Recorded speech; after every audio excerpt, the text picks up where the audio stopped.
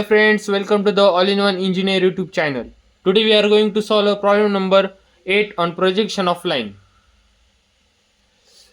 Without wasting our time, let's start the problem.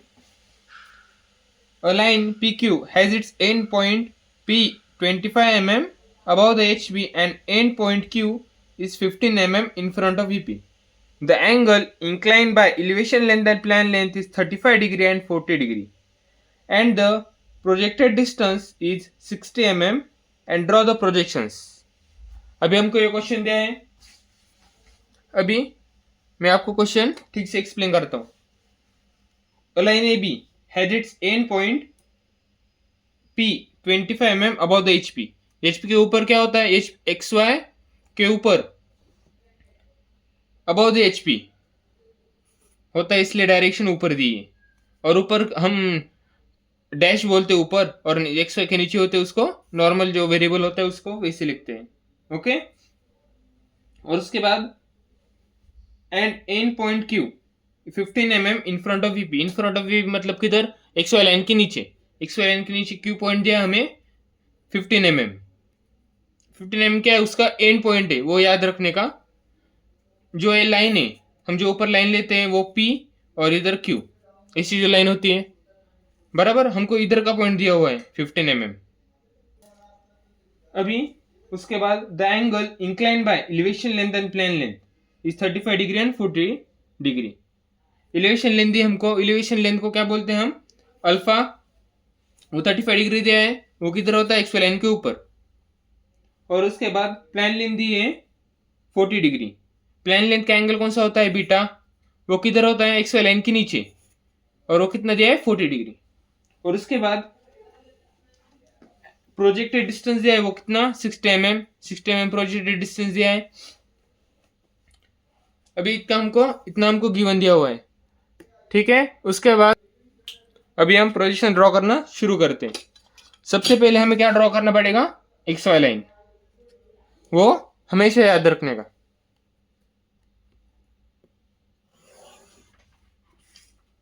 ये x और ये वाई.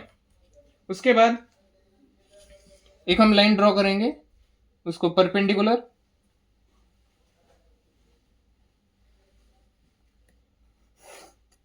एक परपेंडिकुलर लाइन खींची और हमको क्या दिया है? पी डैश दिया है.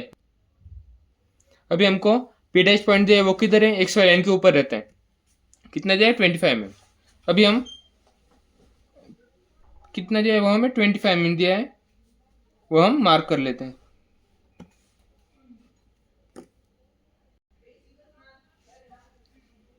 अभी हमने एक्स वाई लाइन के ऊपर 25 mm ले लिया. अभी रेफरेंस लाइन ड्रॉ करेंगे. रेफरेंस लाइन ड्रॉ कर दी. और अभी ये कौन सा पॉइंट है? P dash.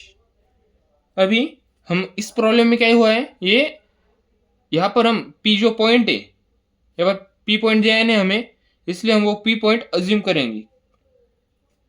अज्यूम कर दिया पी पॉइंट. उसकी भी एक रेफरेंस लाइन ड्रॉ करेंगे.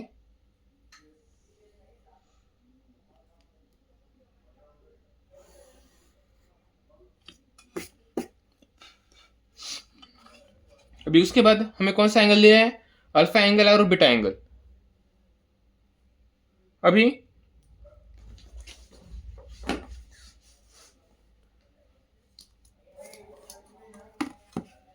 अभी हम अल्फा एंगल लिखेंगे 35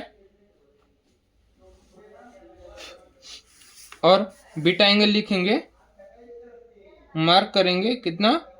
40 डिग्री. आता आपण लाइन मारली.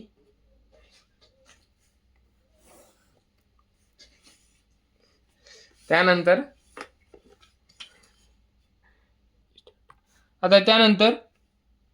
बीटा एंगल पण मार्क केलेला आहे आपण, त्याची पण लाइन मारून घेतली. त्यानंतर आपल्याला कोणता डिस्टन्स दिलेला आहे? प्रोजेक्टेड डिस्टन्स किती? 60 mm. आता 60 mm मेजर करायचं, मार्क करायचा केला. त्यानंतर त्यानंतर एक सरळ लाईन मारायची. आपल्याला माहिती आहे end point of elevation length plan length त्याच्यामधलं जे डिस्टन्स असतं ते प्रोजेक्टेड डिस्टन्स असतं, बरोबर. आता आपल्याला हे जे 2 पॉईंट भेटले, इथे एक पॉईंट भेटला, हा एक पॉईंट भेटला, ते हे पॉईंट काय झाले आपले लोकस. लोकस हा कोणता लोकस फ्रंट व्ह्यूचा आणि हा कोणता लोकस टॉप व्ह्यूचा. आता त्यानंतर आपल्याला माहिती आहे लोकसला फिरवायचं सरळ खाली ओढलं तर काय बनल खालची ट्रू लेंथ, बरोबर.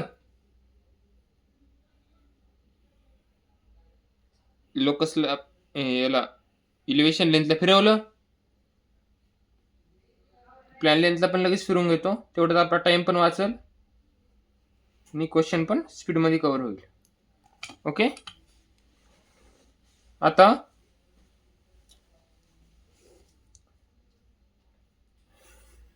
इलिव्हेशन लेंथला खाली ओढलं, खालच्या प्लॅनला वरती ओढलं, नंतर काय बनली आपली ट्रू लेंथ.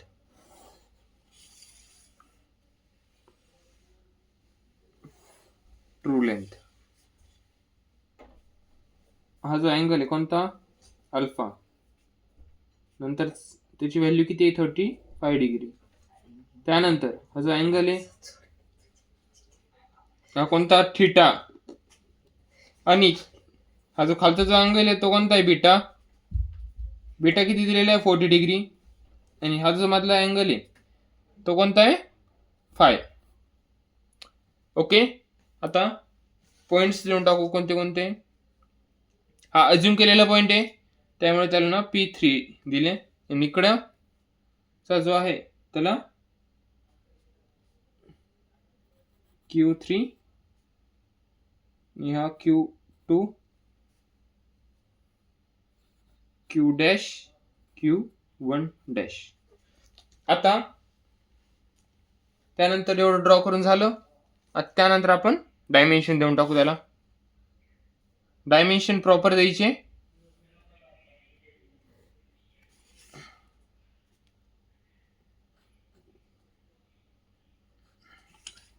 डायमेन्शनला 1 ते 2 मार्क असतो पेपरला, त्यामुळे डायमेन्शनची प्रॅक्टिस करायची. 25 mm दिलेले आपल्याला P डॅश. ओके. त्यानंतर हा आपण अज्युम केलेला पॉईंट त्याच्यामुळे त्याची डायमेन्शन द्यायची नाही. आता आपल्याला किती दिलं Q पॉईंट 15, XY लाईनच्या वरती 15 घ्यायचा, जी प्रोजेक्टेड डिस्टन्सची लाईन मारलेली त्याच्यावरून 15 वरती घेतला.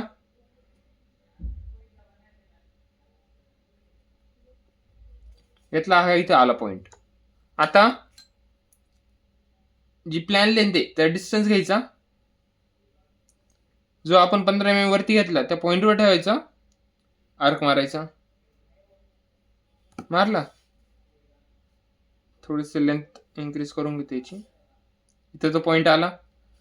आता हा जो पॉईंट आहे इथला हे जॉईंट करून घ्यायची. याला ही लाईन आणि ही लाईन सेम आहे त्यामुळे त्याला सिमिलरचं साईन दिलं. ओके. आता डायमेन्शन देऊन टाकायचे इथले.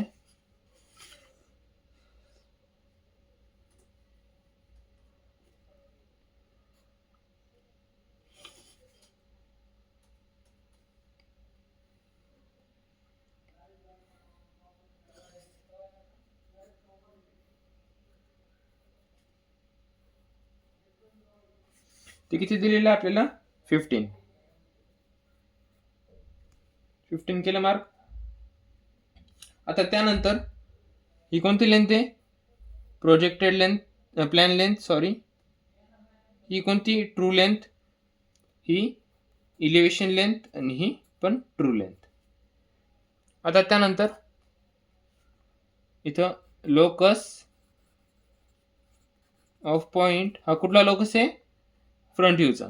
Locus of point Q in front view. आता खाली पण आता ही एक गोष्ट लक्षात ठेवायची, आपला हा एंड पॉइंट भेटलेला आहे. आता हा P दिलेला आपण नाव, मग हा कोणता पॉइंट झाला Q. हा क्यू पॉईंट झाला.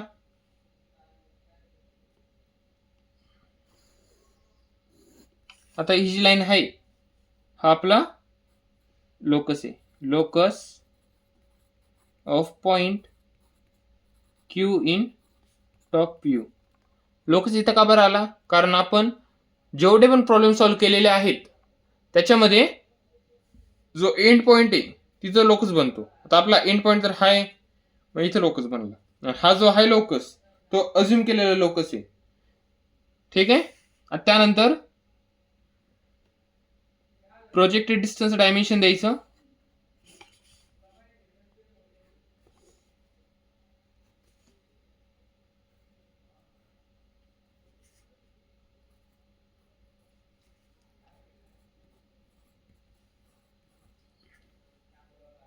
आता इथं हा प्रॉब्लेम आपला सॉल्व्ह झालेला आहे. अजून एक गोष्ट तुम्हाला मार्क करायची जो करून टाका. हा कोणता व्ह्यू? हा व्हर्टिकल प्लेन आणि हा हॉरिझॉन्टल प्लेन. आणि जो एक्स्ट्रा पार्ट वगैरे आहे तो रफ करून टाकला तरी चालेल.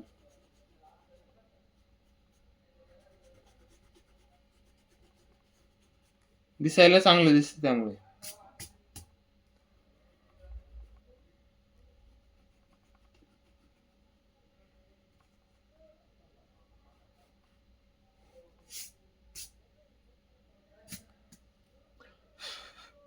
आता इथं हा प्रॉब्लेम आपला सॉल्व्ह झालेला आहे.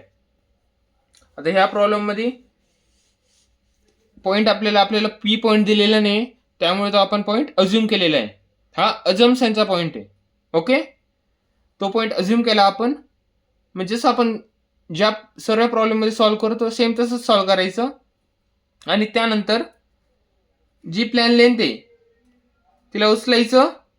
आपल्याला जे काही डिस्टन्स दिलं असेल एंड पॉइंट क्यूचं ते डिस्टन्स घ्यायचं. जी आपली प्रोजेक्टेड डिस्टन्स तिथून घेतलं आणि इकडं आर्क मारायचा. आर्क मारला तिला जॉईन करून घ्यायची.